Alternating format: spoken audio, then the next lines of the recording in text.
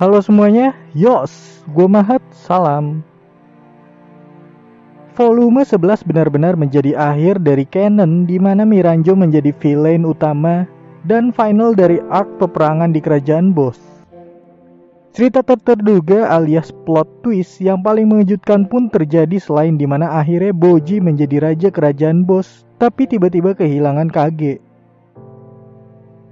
Boss yang masuk dalam pertempuran akhir mengumpulkan semua orang dalam satu tumpukan dan menggunakan kekuatan penyembuhan yang ternyata dimiliki oleh Deida yang diwarisinya melalui gen dari Hyling. Pertarungan luar biasa antara keabadian Oken dan kekuatan tak terkalahkan raksasa Boss pun terjadi. Walaupun dalam tubuh Deida, kekuatan raksasa Boss yang seperti anti-mage bahkan tidak mempan terhadap petir milik Desha. Dan tentu sudah bisa ditebak bahwa Boss membantai habis Oken yang bangkit berkali-kali. Daripada pertarungan, itu lebih tepat disebut penyiksaan. Boss pun pada akhirnya menyegel Oken di sebuah batu dengan menjadikannya bola daging terlebih dahulu. Setelah berhasil mengalahkan Oken, Boss meminta maaf pada Miranjo atas semuanya dan bersiap untuk melawan Boji. Berniat untuk mengakhiri segalanya di sini dengan mencoba membuktikan kekuatan dari anak pertamanya itu yang menurut Miranjo telah menjadi orang terkuat di dunia. Boss yang menantang Boji juga memberikan pilihan pada para prajurit elitnya kemana mereka akan berpihak. Ternyata mereka pun paham akan perjuangan Boji selama ini dan 4 prajurit elit sekaligus memilih berdiri melindungi Boji. Boji yang merasa terharu pun ingin membuktikan kekuatannya pada mereka dengan mengalahkan Boss seorang diri. Despa pun sebagai gurunya memberi testimoni dengan membuat Boji menjatuhkan Domas dan berani bertaruh bahwa Boji akan memenangkan pertarungan dengan Boss. Saat pertarungan baru dimulai pun semua dibuat terkejut oleh Boji yang langsung menghancurkan senjata Boss. Dan tanpa terkena serangan sedikit pun dari Boss, Boji berhasil mengalahkan Boss dengan kombinasi tingkat menghindar yang tinggi serta akurasinya dalam menyerang titik lemah lawan.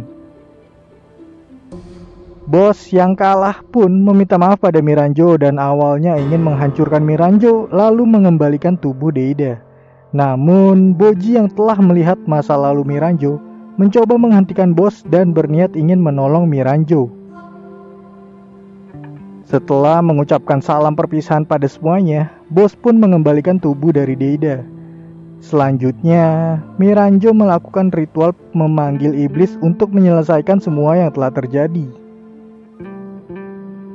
Despa dan sang komandan yang memang dari awal tujuannya adalah untuk memenggal kepala sang iblis langsung beraksi setelah Desha mengirim petirnya untuk membuat sang iblis tidak mampu bergerak. Ini menjadi pertarungan kekuatan dewa milik Desha dengan sang iblis. Sang komandan pun berhasil memenggal kepala sang iblis dan Despa membuat negosiasi dengan sang iblis di mana bila sang iblis ingin kepalanya kembali, dia harus mengabulkan permintaan Despa yaitu mengembalikan Oken seperti semula menjadi manusia normal. Boji yang sangat ingin menolong Miranjo memohon pada Despa untuk memberikan keinginan yang akan dikabulkan itu untuk membuat Miranjo hidup kembali menjadi manusia. Despa yang teringat kata-kata Oken dulu sebelum dia kehilangan jiwanya untuk menolong orang lain sebelum menolong Oken, akhirnya mengerti bahwa yang dimaksud Oken menolong orang lain waktu itu adalah menolong Miranjo terlebih dahulu. Miranjo pun dihidupkan kembali menjadi manusia. Sang komandan yang tidak bisa terima itu awalnya menyampaikan protesnya karena sesuai perintah Desha, tujuan awal mereka ke sana adalah untuk mengembalikan Oken menjadi manusia normal kembali. Di tempat lain, Desha telah menerima hasil penilaian peringkat raja-raja dan menurut petugas penilai, Desha lah yang menjadi raja peringkat 1 pada periode ini, di mana sebenarnya Desha tidak ingin berada di peringkat paling atas. Namun setelah menerima kabar dari Despa bahwa rencana mengembalikan Oken dengan negosiasi pada sang iblis gagal, Desha pun mengambil tahta raja peringkat 1 dengan niat memanfaatkan pusaka dewa sebagai hadiah raja peringkat 1 untuk menolong Oken. Deida yang bertemu langsung dengan Miranjo sebagai manusia langsung melamar Miranjo untuk menikah dengannya.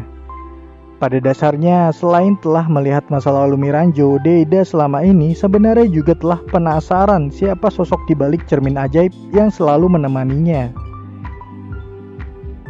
Miranjo yang menyesali semua perbuatannya awalnya tidak tahu harus berbuat apa. Namun setelah mendapat petuah dari Despa bahwa Miranjo harus memanfaatkan kesempatan hidupnya yang sekarang untuk mengajari banyak orang agar tidak melakukan hal yang dia lakukan.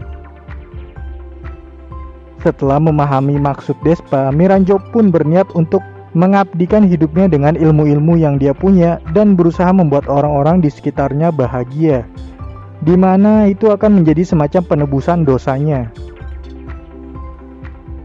Deida pun mencoba meminta maaf atas arogansinya selama ini, khususnya pada Apis.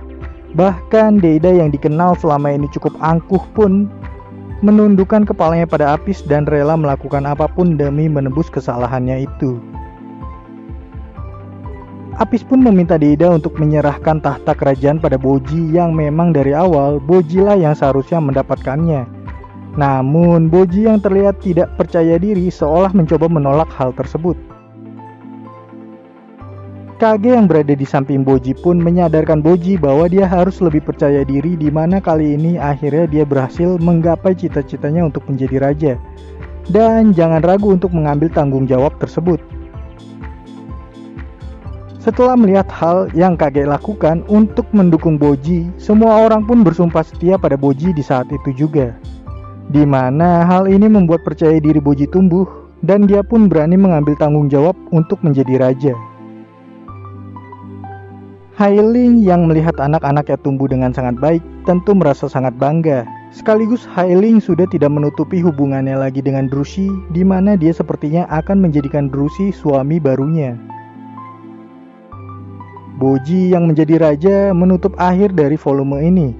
Dan volume berikutnya, selain dari Desha yang telah mengembalikan Oken menjadi normal, perjalanan Boji bersama Kage untuk menjadi lebih tangguh lagi sepertinya akan berkaitan erat dengan masalah Kage sebagai klan bayangan, di mana itu menjadi canon cerita baru dari Osama Ranking. Untuk saat ini, sekian.